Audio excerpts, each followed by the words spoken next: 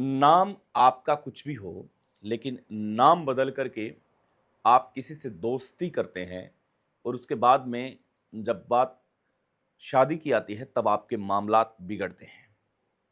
और जब पता चलता है कि जिस व्यक्ति ने आपको जो नाम बताया है, दरअसल वो नाम सही है ही नहीं। ऐसे में आपका क्या रवैया होगा और क्या आप कहना चाहेंगे? ये बात अलग है कि आपकी स्थिति उस वक़्त भाँप जाएगी, अलग हो जाएगी कि जैसे ही कोई व्यक्ति जब सूरज नाम का व्यक्ति जब अब्दुल निकलता है, तो फिर क्या होता है? नमस्कार, आपका स्वागत है आज की क्राइम कथा में। यहाँ पर एक लड़की रिया और लड़का अरबाज, ये दोनों कॉलेज करने के लिए कॉलेज में आते हैं। जब ये इनके कॉलेज में पहला दिन होता है, तब एक दूसरे को ये देखते हैं, एक दूसरे की हेल्प होती है। रिया को अब वो लड़का पसंद आने लगा था, अच्छा लगने लगा था और अरबाज को भी अब रिया पसंद आने लगी थी। दोनों की दरमिया बातें होती हैं, दोस्तों से मुलाकात होती है। जब इंटरवल का टाइम होता है तो रिया अरबाज के पास जाती है एक दिन और कहती है कि तुम कहाँ से आते हो? अरबाज कहता है कि बस मैं यहाँ, कोल्हुआ गांव है मेरा, यहाँ से मैं आता हूँ। ये बिहार मुजफ्फरनगर की कहानी है, सच्ची घटना है। अरबाज को पूछा जाता है कि तुम्हारा नाम क्या है? अब अरबाज अचानक से डर जाता है कि अरबाज कहता है कि अब नाम पूछ लिया है, हालात देश के ठीक नहीं हैं। अगर मैंने नाम इसे अरबाज बता दिया तो शायद ये मुझसे बात ही ना करे। लेकिन अच्छी लड़की है और लग रहा है कि ये मेरे प्रेम प्रसंग में फंस जाएगी। अब इसको नाम अरबाज ने बता करके मैं अपना नाम सूरज बता देता हूँ। अरबाज कहता है कि मेरा नाम सूरज है। रिया कहती है वाओ, वेरी गुड, बहुत अच्छा नाम है आपका। मेरा नाम रिया है। दोनों की मुलाकात, वो दौर शुरू हो जाता है। इसके बाद में कॉलेज लगता है और कॉलेज लगने के बाद में जैसे ये घर को जाते हैं, तब ये फिर चंद बातें करते हैं अपने करियर के बारे में, अपने फ्यूचर के बारे में। रिया को सूरज अच्छा लगने लगा था। अब यहाँ पे रिया सोच रही थी कि सूरज इतना अच्छा लड़का है कि इतने कम दिनों में मुझे एक अच्छा सच्चा मित्र मिला है और जिसका नाम भी बहुत अच्छा है। मैं इससे इम्प्रेस हो चुकी हूँ। चलिए, एक साथी है जो साथी मिला है। दूसरा दिन कॉलेज का वक्त होता है। कॉलेज में रिया एंटर करती है, लेकिन आज सूरज उसे कहीं दिखाई नहीं दे रहा था। अब उसे चिंता खाने लगी थी। अब उसे ये दिक्कत हो चुकी थी, प्रॉब्लम हो चुकी थी कि आखिर आज सूरज कहाँ चला गया है, आज सूरज दिखाई क्यों नहीं दे रहा है। सूरज उस दिन कॉलेज में पूरा दिन नहीं आता। इंटरवल में रिया का मन नहीं लगता, लेकिन सूरज ने अपना एक यहाँ पर गुप्तचर छोड़ रखा था। वो गुप्तचर उसी की क्लास का था। उसको बोला कि अगर मैं कल नहीं आता हूं तो इसके एक्सप्रेशन क्या रहते हैं, तुम जरा देखना। सेकंड डे जब सूरज आता है कॉलेज के अंदर, तो सूरज पूछता है कि भाई कल क्या रहा, क्या मेरे बिना ये रिया खुश थी? तो उसका गुप्तचर मित्र है, वो बोलता है कि नहीं भाई, ये किसी से बात नहीं कर रही थी, ये हंस नहीं रही थी, ये इंटरवल में भी कहीं नहीं गई, ये यहीं बैठी रही। न इसने कल लंच किया, न और न किसी से बात की। लग रहा है कि ये तेरे बिना अपसेट थी। आज रिया नहीं आई।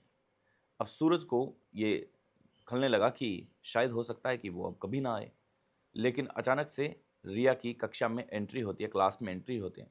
रिया देख करके हैरान रह जाती है और कहती है तुम आ गई, जैसे कोई सालों बाद में कोई लड़का उसे देखा मिला हो।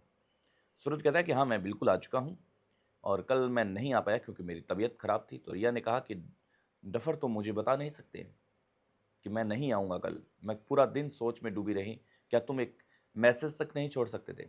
सूरज ने कहा कि मेरे पास तुम्हारे नंबर नहीं थे, अगर नंबर होते तो मैं तुम्हें ज़रूर बताता। अब यहाँ पर रिया अपना मोबाइल नंबर उसको दे देती हैं और सूरज अपना मोबाइल नंबर दे देते हैं। ये बातें चली जा रही है, सब कुछ अच्छा चल रहा है। 8-10 दिन का वक्त हो चुका है, ये वक्त सालों में बीत जाता है। अब एक दिन ऐसा आता है कि सूरज ने ये ठान लिया था कि अब रिया को अपने दिल की फीलिंग है वो बता दी जाएगी। रिया को ये बोल दिया जाएगा कि रिया, हम तुमसे बहुत मोहब्बत करते हैं और मैं तुम्हारे बिना अब रह नहीं सकता। क्या तुम भी मुझसे मोहब्बत करती हो या नहीं करती? आज सूरज ने ठान लिया था और सूरज आज रिया के पास पहुंचा, जहां उनका एक मिलने का वक्त था पार्क के अंदर। पार्क के अंदर रिया सूरज का वेट कर रही थी। उधर रिया ये सोच रही थी कि सूरज पता नहीं क्यों नहीं बोल रहा है, लेकिन मैं अब अपनी फीलिंग्स है वो सूरज को बोलूँगी आज। मौसम एकदम हसीन था, बारिश का मौसम था, बादल छाए हुए थे, दोनों एक-दूसरे से मुलाकात करते हैं और मोहब्बत का इज़हार होता है।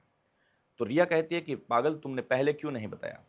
सूरज ने कहा कि मैं ऐसा लड़का नहीं हूँ, बिना किसी इजाज़त के मैं किसी को कुछ भी बोल दूँ।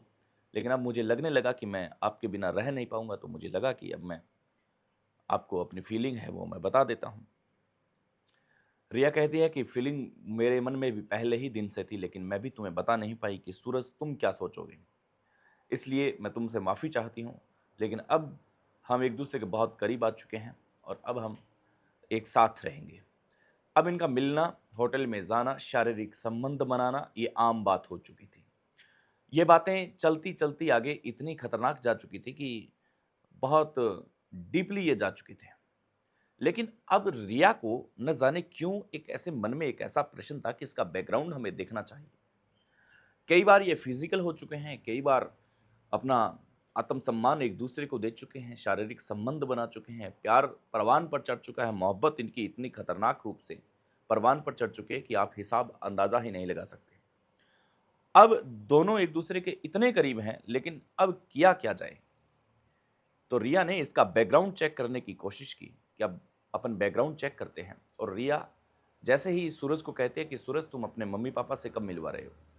मुझे तुम्हारे मम्मी-पापा को मिलना है, तुम्हारे परिवार वालों को मिलना है, तुम्हारे खानदान को मिलना है, तुम्हारा गाँव देखना है, तुम्हारा घर देखना है। ये बात सुन के सूरज का चेहरा लाल हो चुका था। सूरज ने कहा कि तुम्हें इतनी क्या जल्दी है? तुम मेरे खानदान से क्यों मिलना चाहती हो? क्या तुम्हें मुझ पर विश्वास, यकीन नहीं है? रिया कहती है कि नहीं सूरज ऐसा नहीं है। बात विश्वास और यकीन करने लायक नहीं है। बात यह है कि हम अब आगे चल के एक-दूसरे से शादी करेंगे, लेकिन मुझे परिवार देखना भी तो ज़रूरी है। लेकिन यहाँ पर बहुत गंभीर हो जाता है सूरज, उसका मुँह पूरा लाल हो जाता है, वो एकदम गुस्से से तिलमिला उठता है। अब रिया को ये डेफ़िनेटली ये कन्फ़र्म हो चुका था कि ये सूरज है, कहीं न कहीं वो झूठ बोल रहा है। अब सूरज का बायोडाटा उसी के कॉलेज से वो एक मैडम के ज़रिए लेती है। एक मैडम के पास रिया जाती है और कहती है कि मैडम मुझे इस सूरज का बायोडाटा चाहिए। तो मैडम हैरान रह जाती है, बोलती है कौन सूरज? बोल रही है ये सूरज जो मेरे साथ रहता है। मैडम कहती है कि मैं उसका पता दे दूँगी, लेकिन तुम होश खो बैठोगी। रिया कहती है कि मैं होश नहीं खोऊँगी, तुम मुझे पता दे दो, एड्रेस दे दो इसका। तो वो उसे एड्रेस देती है, मैडम उसे अब तक नाम नहीं बताती है, उसका घर का ब्लॉक नंबर, विंग नंबर, ये सारी चीज़ें उसे अवेलेबल करवा देती हैं, घर का नंबर। अब रिया सूरज कॉलेज में है, रिया उस एड्रेस की तरफ जा रही है।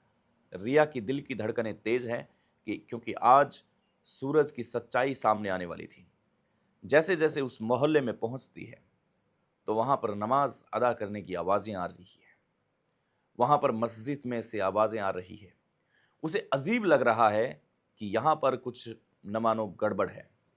जैसे-जैसे रिया उस मोहल्ले में आगे बढ़ती जा रही है, उस घर की तरफ बढ़ती जा रही है, वैसे-वैसे उसके दिल की धड़कनें तेज़ होती जा रही है। घर के बाहर जैसे ही पहुँचती है, उर्दू में आगे कुछ प्लेट में लिखा हुआ है। ये सुन के रिया हैरान रह जाती है, देख के हैरान रह जाती है। जैसे ही पास पहुँचती है, देखती है, दरवाज़ा खटखटाती है, अंदर से निकल के सामने आती है। रिया फ़ोटो बताती है। सॉरी। रिया उसको फ़ोटो बताती कि ये कौन है? तो कहता है कि ये अरबाज़ है, मेरा लड़का है। आपका क्या नाम है? कि बोलते हैं कि मेरा नाम बशीर है।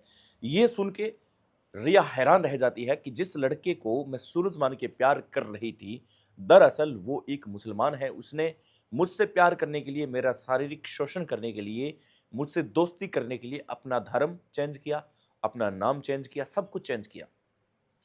वो वहाँ से चली आती है। बशीर पीछे से बहुत आवाज़ें लगाते हैं कि बेटी क्या हुआ? लेकिन वो एक नहीं सुनती। वो सीधा कॉलेज में आती है और कॉलेज में आने के बाद में सूरज को कहती है कि अरबाज़, तो अचानक से सूरज भौचक्का रह जाता है, उसके ज़मीन तले से निकल जाती है। रिया कहती है कि तुमने अच्छा नहीं किया, तुमने एक सीधी-सादी लड़की को बहुत गलत कर दिया है। अब यहाँ पर अरबाज वहाँ से निकल जाता है गुस्से में लाल पीला, लेकिन उस दिन के बाद में अरबाज कभी उस कॉलेज में नजर नहीं आया। रिया ने ये एप्लीकेशन बिहार मुजफ्फरनगर कोल्हुआ क्षेत्र में ये दी थी कि मेरे साथ इस व्यक्ति ने गलत किया है। पुलिस इसकी इन्वेस्टिगेशन करती है और इसके बाद में इन दोनों की कोई सूचना नहीं आती कि ये फिलहाल क्या कर रहे हैं, क्या नहीं कर रहे हैं। इनकी जो मोहब्बत थी वो आधी अधूरी रह गई है। नमस्कार। किसी भी व्यक्ति पर विश्वास करना खतरनाक हो सकता है। जय हिंद।